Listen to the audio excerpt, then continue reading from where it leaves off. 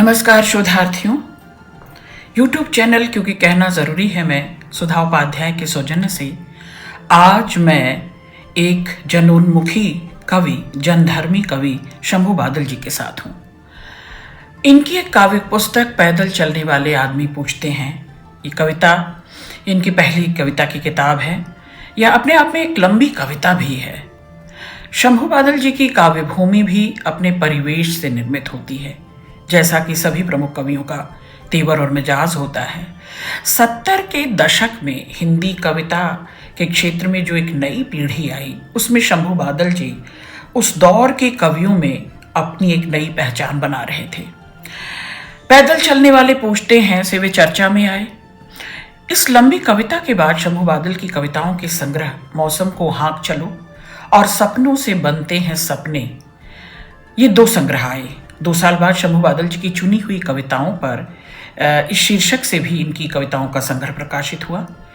कवि का रूप हो आलोचक या संपादक, शंभू बादल जी 80 बरस के हो चुके हैं। देश विदेश की साहित्यिक गतिविधियों में सक्रिय भागीदारी निभाई है इन्होंने। केवल शामिल नहीं होते, पूरी सक्रियता के साथ, पूरी जीवंतता के साथ अपना साहित्य सेवा कर रहे हैं। जीवन भर इसी पठन पाठन के पेशे से जुड़े रहे। पेशा ही उनके लिए पैशन है, पैशन ही प्रोफेशन। वो पेशे से प्राध्यापक रहे। हर दौर के युवाओं का तेवर और मिजाज जो होता है वो हमें इन कविताओं को पढ़ते हुए समझने में मिलता है कि शंभू बादल जी में कभी मुझे नागार्जुन दिखाई दे रहे हैं, तो कभी रघुवीर सहाय दिखाई दे रहे हैं, और धूमिल तो बार बार याद आते हैं उनको पढ़ते हुए। गोरख पांडे हैं, वीरेंद्र डंगवाल हैं, मंगलेश डबराल हैं, सबके मिजाज जैसे मिलकर इस कवि के भीतर समोए हुए हैं। क्योंकि जीवन भर पठन पाठन से जुड़े रहे तो जाहिर है कि उनका अनुभव संसार बहुत बड़ा है। अनुभव संसार बड़ा होता है तो संवेदना और सुधियाँ बड़ी होती ही हैं। इनके अनुभव संसार का जो ये विशाल कोश है, शब्दकोश कहें, कविता कोश कहें, ये उनके आसपास के बसी हुई समाज से ही निर्मित होता है। आसपास इर्द गिर्द जो लोग हैं उनसे निर्मित होता है और यह कोश उनका प्रतिनिधित्व करता है। शोधार्थियों, मैं कहूँ अगर तो शंभू बादल जी की कुछ कविताओं को पढ़ते हुए मुझे बार बार वो प्रतिरोध का स्वर, वो जन आंदोलनकारी स्वर, वो विरोध और विद्रोह जो यथास्थिति से टकराते हुए बार बार वर्चस्व की राजनीति को भांपते हुए और अपने आसपास पर्यावरण में पसरी जो दूषित राजनीति है उसको भी पकड़ने की और उसकी पूरी जद्दोजहद के साथ उससे जूझने की कुबत, काबिलियत मुझे दिखाई देती है। फिर इसे मैं जन आक्रोश की कविताएं कहूँ, जन विद्रोह की कहूँ, जनोन्मुखता लिए हुए कविताएं कहूँ, शंभू बादल जी की कविताओं की यह पहचान है। उनकी लंबी कविता पैदल चलने वाले जिस आम आदमी की कथा रचती है उसमें वह अत्याचार व अन्याय जनित पीड़ा को के मौन को स्वीकार करना। शोधार्थियों, उनकी लंबी कविता पैदल चलने वाले आदमी जिस आम आदमी की कथा रचती है उसमें वो अन्याय व अत्याचार जनित जो पीड़ा है और जो उसका अस्वीकार, असंतोष और अतृप्ति का स्वर है, और एक क्या कह सकते हैं, एक सजग मानस, एक सचेतन मानस जिसे स्वीकार नहीं करता, तो वह लगातार जुझारू रहता है। अपनी समस्याओं से ही नहीं, अपनों की समस्याओं से भी केवल जूझता नहीं, उसकी तह तक जाता है, उसके प्रति कौतूहल व्यक्त करता है, जिज्ञासा व्यक्त करता है और सवाल करता है। तो ये जो संघर्ष करने का साहस है, अविकल जो ये दृढ़ता है, मजबूती है, ये शंभू बादल जी की कविताओं में दिखाई देती है।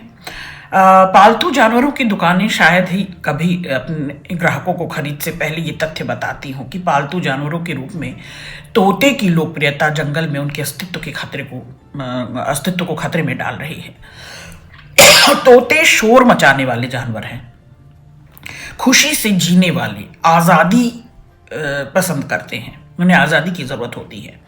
ऐसे शोर मचाने वाले, जीवन को उत्सवधर्मी जीने वाले, उनका तीव्र स्वर, उनकी आवाज़ जंगल में दूर दूर तक सब तोतों को सचेत और सजग बना देती है, उनसे एक डायलॉग करती है। तो तोतों की बड़ी से बड़ी प्रजातियां कान फाड़ देने वाली चीखें निकालती हैं और जिन्हें मीलों बहुत दूर तक और देर तक सुना जा सकता है। इस कविता की ध्वनि, इस कविता का व्यंग्य आप देखें। ये पुस्तक मुझे थोड़े समय पहले भेंट में मिली और इस पुस्तक पर मैं लगातार काम कर रही थी। 5 कविताओं का मैंने चयन किया है, लेकिन उन 5 कविताओं के बहाने मैं कुछ शंभू बादल जी की ज़रूरी कविताओं पर और भी ज़रूरी कविताओं पर बात करूँगी। सबसे पहले यही कविता, पैदल चलने वाले पूछते हैं, पालतू तोते गा रहे हैं, सारे जहां से अच्छा यह पिंजरा हमारा। दूसरे ग्रहों पे जाते हम बैठ के ठलाते, शानों से हम भरे हैं, दुनिया में हम जमे हैं। तप साधना की खातिर त्यागी बने भिखारी, शवघर बना बना के संतोष कर रहे हैं। चंदन लगा लगा के मटकी चला रहे हैं, जनतांत है हमारा, चीखा करेंगे हम सब। सिरंज है या किसका हमें क्या पता है, इसका विष डालता है कोई, चिंता नहीं है इसकी। मस्ती में है हम जिंदा, बकरी बने शर्मिंदा, हमें देखते हुए गधे गा रहे मुस्का, सारे जहां से अच्छा यह पिंजरा हमारा। तो शोधार्थियों, आपने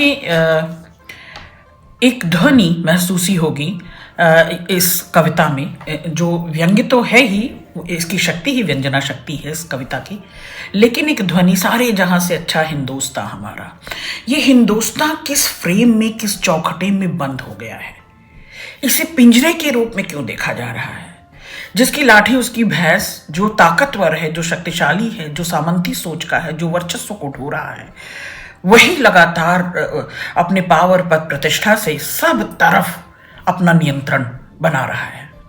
और जो उसमें आज़ादी का स्वर तलाशते हैं, जो मुखर होना चाहते हैं, जो स्वावलंबी होना चाहते हैं, जो स्वाधिकार की, स्वचेतनता की, स्वदेश की, स्वावलंबन की बात करते हैं, वे सब दरअसल ऐसा लगता है कि पाले जा रहे हैं, जकड़े जा रहे हैं, पिंजरे में कैद हैं।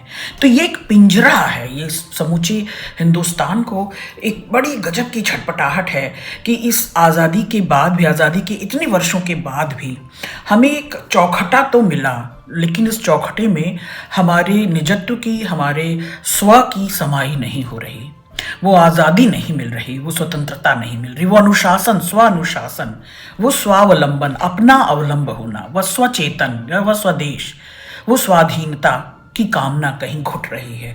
बेहतरीन कविता है ये। इस कविता को जितनी बार बल्कि इसे पढ़ा और पढ़ाया जाना चाहिए पाठ्यक्रम में, क्योंकि कहना ज़रूरी है का तेवर मिजाज भी यही है शोधार्थियों, कि कंटेम्प्रेरी जो कुछ लिखा जा रहा है समसामयिक, पाठ्यक्रम में वह शामिल है कि नहीं है, लेकिन उसे आप तुलनात्मक रूप में तो पढ़ें और जानें और समझें। तो इस कविता में उस स्वाधीन चेतना को बार बार अवरुद्ध कैसे किया जा रहा है, वो स्वदेश और स्वावलंबन की कल्पना को, उस मुखरता को, आज़ादी के सही मायने आप देखिए। इस कविता में कई शब्दों में वो जो व्यंग छुपा हुआ है वो मारक है, बेहतरीन कविता है। तो ये जो पालतू तोते गा रहे हैं, ये चारण भाट की तरह गा रहे हैं, जो पाल लिए जा रहे हैं, जो किसी के शिकंजे में हैं। वो आपको ध्यान आता होगा उस कविता की पंक्ति कि जिसकी रीढ़ पर हाथ धरा उसकी रीढ़ गायब हो गई। तो ये जो अपने अपने संरक्षकों के द्वारा, रसूखदारों के द्वारा, पावर पद प्रतिष्ठा कुर्सी वालों के द्वारा, सत्ताधारियों के द्वारा पाल पोस दिए जा रहे हैं, दरअसल उनका स्वर जो है मिमियाने का है, गुर्राने का नहीं है। वो मिमिया रहे हैं, वो टर टर कर रहे हैं, वो रट रहे हैं उसी मूल मंत्र को जो पूरा राग दरबारी गा रहा है, और हर शाख पे उल्लू बैठे हैं, अंजाम गुलिस्तां क्या होगा। चाहे आंधी आए हू, चाहे मेघ गरजे गड़ गड़ गड़, चाहे बिजली कौंधे चम चम चम, चाहे ओला बरसे तड़ तड़ तड़, चाहे पहाड़ घिर जाए हमारे रास्ते, हम रहेंगे साथ, हम बोलेंगे साथ, संगच्छध्वम संवदध्वम संभो मनांसि जानताम। तो ये जो स्वर है कविता के समानांतर, जो और एक नई राह बनाने को, अपनी राह बनाने को शंभू बादल जी प्रेरित करते हैं। शोधार्थी 1970 के बाद और कहें तो आज़ादी के बाद तक जो ज़रूरी जन सरोकार रहे, ज़रूरी जन मुद्दे रहे, जो भारतीय सामाजिक, राजनीतिक, आर्थिक आसपास का इर्द गिर्द का परिवेश था, परिस्थितियां थीं, जो दुर्घटनाएं घट रही थीं, वह सब कविता का सेंट्रिक आइडिया था। कविता का कंटेंट उसी से बन रहा था। तो कविता में कई कई खंड चित्र भी दिखाई देते हैं, कई कई उन परिस्थितियों का घात प्रतिघात आप पकड़ने की, सूंघने की, भांपने की कोशिश करेंगे। तो जो कविता का विद्यार्थी है, जो कविता का शोधार्थी है, वो इन कई काल खंडों, खंड खंड चित्रों को एक साथ, जैसे पजल कोई खेलते हैं ना, हम एक साथ जोड़ने की कोशिश करते हैं, और फिर जोड़कर जब पढ़ते हैं तो सारे रेफरेंसेस खुल जाते हैं। इसके बाद लंबे अंतराल के बाद शंभू बादल जी के एक और संकलन आया, मौसम को हाँक चलो, और जो तीसरा संकलन था वो भी बहुत मानीखेज था, सपनों से बनते हैं सपने। शंभू बादल जी की ये कविताएं, चुनी हुई कविताएं जो हैं, ऐसी कई संग्रहों की चुनी हुई कविताएं इसमें हैं, ये पाठकों से सीधा संवाद करेंगी, और आज इसमें से मैं अपनी पसंद की 5 कविताएं सुनाऊंगी। शोधार्थियों, आम आदमी का जीवन हमेशा जुझारू ही रहा, संघर्ष ही करते रहे हैं। तो आम आदमी के जीवन संघर्षों की इसमें कई छवियां आपको देखने को मिलेंगी। आम आदमी के कई चित्र, चलचित्र विजुअलाइज होगा, उसका व्यवहार, उसका घात प्रतिघात, उसका अंतर्द्वंद, उसकी भीतर का जो प्रतिरोध है, कई कोणों से इसको विश्लेषित करने की हम कोशिश करेंगे। और ऐसा करते हुए शंभू बादल जी की वोकैबुलरी भी, जो भाषा का संधान वो करते हैं, वो आम बोलचाल व्यवहार की तो भाषा है ही, जनता की भाषा है, जनोन्मुखी। मैंने कहा ये जन सरोकार के कवि हैं, जनता का प्रतिनिधित्व करते हैं, तो वो भाषा को भी लगातार शोधते हैं और साधते हैं। ये 2 बातें कहूंगी मैं। तो शंभू बादल जी का कवि के रूप में, आलोचक के रूप में तो अच्छी पहचान ख्यात है ही। वो एक अच्छे संपादक भी रहे हैं, प्रसंग नाम की उनकी पत्रिका का संपादन वो कर रहे हैं, और वह पत्रिका भी मुझे इन्हीं दिनों शंभू बादल जी ने भेजी है, मैं पढ़ रही हूँ। तो वो जो उनके अनुभव हैं संपादन की दुनिया में, संपादकीय, जैसा रघुवीर सहाय का भी एक संपादक का रूप था, वो जो अनुभव रहे हैं उसका भी एक पूरा समृद्ध संग्रहालय यहाँ खुलता है। उनकी कविताओं में भी वो दिखाई देता है। एकदम सीधे सीधे शंभू बादल जी अपने विचारों और अपने इरादों, अपने कमिटमेंट, किसके साथ खड़े हैं वो, ना अपनी पक्षधरता को बताने का जोखिम भी कौन उठाता है कि किसके पक्षधर हैं, किसके साथ खड़े हैं, वो उनकी प्रतिबद्धता सीधे सीधे उनके इरादों को वो उनकी प्रसंग नामक पत्रिका उद्घाटित करती है। एक कविता है, वो मैं आपके सामने पढ़ूंगी। सम्मेलन लाया गया है, शहर छोटा है, सम्मेलन बहुत बड़ा, सो छलक छलक पड़ता है। अध जल गगरी छलकत जाए, भरी गगरिया चुप जाए। सम्मेलन लाया गया है, प्रायोजित, आयोजित, संयोजित, तमाम शैक्षिक संस्थानों में भी, तमाम प्रतिष्ठानों में जहां विचार गोष्ठियां होनी चाहिए, वहां आयोजित प्रायोजित कार्यक्रम किए जा रहे हैं। कविता, कहानी, साहित्य, संस्कृति, शोषण, गरीबी, सर्वहारा पर बड़े बड़े विचार वातानुकूलित सम्मेलन के पास हैं। आप देख रहे हैं, स्पॉन्सर्स हैं, ये वे लोग हैं जो इसे रंगीन करके, फैब्रिकेटेड करके, कल्पना के रंगों से रंग चुन के, सजा करके, जैसे मैनेजमेंट करने वाले, आयोजन संयोजन करने वाले कार्यभार को संभाल लेते हैं, ऐसे ही जैसे इवेंट मैनेजर्स होते हैं, ऐसे कविता और कहानी और तमाम वैचारिकता की जो की विधाएं हो सकती हैं, जिन पे गोष्ठी होनी चाहिए, जिन पे गंभीर चर्चा होनी चाहिए, उसका दरअसल ये इवेंट मैनेजर्स जो हैं रंगारंग कार्यक्रम की तरह प्रस्तुत करते हैं। रंग बिरंगी साड़ियों में महिलाएं, चहकती युवतियां, सपनीले युवक, खेतों खदानों के लोग, सड़कों फुटपाथों के जीव, सभी आंखें फाड़ फाड़ देखते हैं, कान खड़े करके सुनते हैं उनकी बात, उनकी ही बात। जन प्रतिनिधित्व नहीं हो रहा है इन सम्मेलनों में, जनता के सरोकार नहीं खुल रहे, जनता के दुख दर्द की चर्चा नहीं हो रही, राग दरबारी है। ये दरबारी संस्कृति, ये चारण भाटों की संस्कृति है। यहाँ जैसे लगता है कि यशोगान रासों लिखे जा रहे हैं, जांचे जा रहे हैं, और उनकी पद प्रतिष्ठा की जय जयकार हो रही है। तो यहाँ सपने दिखाए जाते हैं रंग चुनकर, यहाँ सलीके से बहुत सजा कर संवार कर जुमले परोसे जाते हैं। और जो जनता है, जो जो साधारण जन है, जो सर्वहारा है, जो वंचित हैं, जो मुखर नहीं हैं, जो श्रमिक हैं, वे आंखें फाड़ कर और कान खड़े करके सुनते हैं कि हमारी तो उसमें कहीं आवाजाही ही नहीं है, हमारी तो कोई जवाबदेही नहीं है, हमारे बारे में तो कोई कहीं बात होती ही नहीं है। तो ये जो सम्मेलन करते और करवाते हैं उनकी ही बात कही जा रही। कैसे कैसे लोग कैसे कैसे कहते हैं, बढ़ा चढ़ा कर, रंग कर, सजा कर, संवार कर। मुर्गों की टांगें बड़ी प्यारी हैं, सब मुर्गे फड़फड़ा रहे हैं टांग रहित। सम्मेलन के बाहर अब मुर्गे बांग नहीं देंगे, लोगों की टूटेगी नींद कैसे इस गंवई शहर में, लोगों की टूटेगी नींद कैसे इस गंवई शहर में।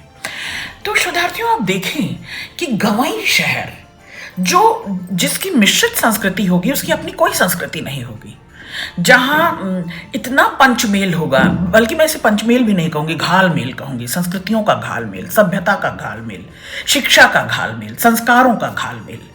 तो ये घालमेल वाली संस्कृति है। यहाँ जो जितना आह आह और वाह वाह करता पाया जा रहा है, वह उतना ही फैब्रिकेटेड है, नकली है, पॉलिश्ड है। और शंभू बादल जी पॉलिश लोगों से आपको बचने की सलाह देते हैं।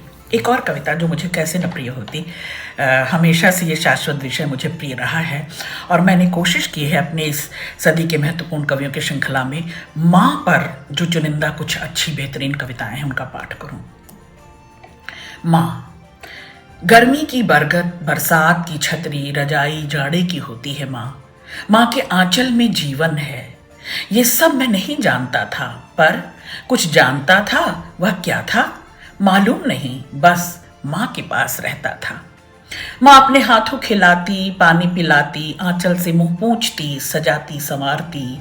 मैं पढ़ूं माँ की बड़ी इच्छा थी। 5-5 किलोमीटर पैदल चल जंगल के पार मुझे स्कूल पहुंचाती थी। माँ को डर नहीं था बाघ भालू का, उसे डर था पड़ोसियों का, कहीं मेरे बच्चे को कुछ कर न दें। उसने सुन रखा था एक व्यक्ति ने अपनी बगल की ही। अब आप देख रहे हैं कि माँ जो है वो मर्म है, करुणा है, ममता है, दुलार है, छां है, परछाई है, लगाव है, अपनाव है। ये है माँ। माँ प्रेम है, प्यार है, पुचकार है, मान है, मनुहार है, सुरक्षा है, संरक्षण है, भय, आतंक व तमाम विभेदक शक्तियों से बचाने वाली, एकमात्र, सबसे लड़ जाने वाली, जूझने वाली माँ है। माँ दरवाजे पर आने वाले साधु संतों फकीरों को बहुत मानती थी, लेकिन उनसे भी डरती थी। माँ डरती बहुत है, भीरू है, उनसे भी डरती थी। उनके हाथ का प्रसाद मुझे खाने नहीं देती, कहीं मेरे बच्चे का मत मार साथ न ले जाएं। उसने देखा था रोपन को, साधु के साथ साधु हो गए थे, सबको रोते छोड़ गए थे। अब ये जो धार्मिकता है, आस्तिकता है, ये कहीं ना कहीं ये जो आध्यात्मिक शक्तियां हैं वे भी माँ को भीरू बनाए हुए हैं। तो साधु संतों का मान, मनोबल, आदर पूरा करती है माँ, दान दक्षिणा करती है, लेकिन अपनी संतति को खोने से, सधुआ जाने से डरती है। एक दिन मेरी माँ मुझे छोड़ गई। वह खाट पर लेटी थी, चुप थी, मुझे ही देख रही थी, आंखों से आंसू बह रहे थे। मैं माँ के गले से लिपटा था, मेरे हाथ से माँ के मुंह में चम्मच से गंगा जल डलवाया गया। माँ ने उसे लिया, कुछ और लोगों ने भी दिया, वह नीचे गिरा। मुझे माँ से अलग किया गया। मैं पास ही खड़ा टुकुर टुकुर देखता रहा। लोगों ने माँ को बांस की नई खाट पर सुलाया, सफेद रंगीन नए कपड़े उड़ाए, ढोले बाजे आए, फिर कंधों पर अंधारू नदी गई माँ। राम नाम सत है बोलते हुए रास्ते भर जहां तहां खुदरे पैसे छींटे गए। बच्चों ने तत्परता से उठाए, प्रतिद्वंदिता के बीच चेहरे पर तीखी भूख छटपटा रही थी। माँ ने सबको कंधे दिए थे, किसी का भी दुख उसका अपना था। तो माँ ने कोख से ही नहीं जन्मा है। माँ बृहत्तर होती है, धरती आकाश से भी। केवल प्रसव वेदना की पीड़ा नहीं सही है, केवल नाभि नाल से उसका नाता नहीं रहा है। आजीवन हमारी और हम जैसों की तन मन की परवाह करती रही। हमारे दुख उसके दुख हो जाते, दुर्निवार असुविधा और असंतुलन और असहजता को ढोती हुई माँ हमेशा हमारा सुरक्षा कवच बनी रही। लकड़ी के ढेर पर माँ को सुलाया गया। मेरी ही हाथों जबरदस्ती माँ के मुंह में आग लगवाई गई। माँ के हाथ तो मेरे मुंह में स्वादिष्ट भोजन देते थे। माँ का यही मुंह मुझे गीत कहानी सुनाता था। मैं याद कर रहा था, माँ जल रही थी लकड़ी के साथ धू धू कर। पूरी नदी जल रही थी, पूरा जंगल जल रहा था, पूरा आकाश जल रहा था। एक बालक के लिए, संततियों के लिए, संतान के लिए माँ जल जंगल जमीन की तरह पोषक है, सुरक्षा कवच है, उसका जरूरी संसाधन है। तो माँ अंतः सलिला है, स्रोतस्विनी है। मेरे पूरे जीवन का सोता उसी से था और अब सूख रहा है। जल जंगल जमीन के न होने से सब धुधुआ कर जल रहा है। तो मुखाग्नि देते हुए जैसे बालक शंभू बादल अपने माँ के हाथ के बनाए हुए व्यंजन का स्वाद और फिर वो कभी न मिल पाने का जो दुख है, जो अभाव है, इस अभाव के भाव को समझे। तो पूरी नदी जल रही थी, जंगल जल रहा था, आकाश जल रहा था, आग का बवंडर जल रहा था। चलता हुआ मैं माँ का हाथ पकड़ना चाह रहा था। लोगों ने मुझे पकड़ खींचा। मैं चीख चीख माँ को पुकार रहा था। लोग बातें कर रहे थे। इसी जगह 5 साल की उम्र में ही इस बच्चे ने पिता को मुखाग्नि दी थी। सब भाग्य करवाता है। मैं मन ही मन भाग्य को गरिया रहा था। शोधार्थियों, ये लंबी कविता है, लेकिन इस लंबी कविता के बहाने आप ये देखें कि शंभू बादल जी की इस तरह की भी मार्मिक, कारुणिक, भाव प्रधान कविताएं जो अंतस को छू लेती हैं, जो आपको भावुक नहीं करती, लेकिन आपके मर्म को, आपकी करुणा को उठाती हैं, जगाती हैं। इस तरह की भी बेहतरीन कविताएं शंभू बादल जी लिखते रहे। इनका कवि कर्म जो है वो अपने समय और समाज, अपनी जल जंगल जमीन जो कहते हैं ना, अपनी धरती से, जमीन से जुड़ा हुआ, अपने अपनों से जुड़ा हुआ रहा। और जब जो इस तरह का जुड़ाव रखता है तो उसे भी बड़ी ताकत मिलती है। ये चाहे पैदल चलने वालों की ताकत शंभू बादल जी को मिल रही हो, चाहे ऐसे तमाम अनाथ बालकों की ताकत शंभू बादल जी को मिल रही हो, चाहे जो जल जंगल जमीन से जो वो जुड़ाव महसूसते हैं, जो भावनात्मक रिश्ता बनाते हैं, उससे उनको ताकत मिल रही हो, लेकिन उनका कवि कर्म जो है स्वतः स्फूर्त रहा। लगातार वे अपने जैसों को संगठित करते रहे, लगातार वे अपने अपनों को जगाते रहे और इस प्रक्रिया में एक सांस्कृतिक आंदोलन, एक जन आंदोलन तैयार करते रहे। और केवल, मैंने कहा ना कि केवल कविता करके इतिश्री नहीं करते, वे सक्रिय रूप से भागीदारी भी करते हैं, जुड़ते हैं। तो गौरतलब है कि चाहे वो जन संस्कृति हो, चाहे वो जन कल्याण हो, जन संभार हो, जन शक्तियों का, जन संगठनों का एक साथ जुड़ाव हो, इन सारे मंचों से शंभू बादल जी ने लगातार जो भूमिका निभाई है वो काबिल तारीफ है। उनकी सहजता को, उनकी निश्चलता को, उनकी कर्मठता और प्रतिबद्धता को मैं सैल्यूट करती हूँ। बहुत शुक्रिया।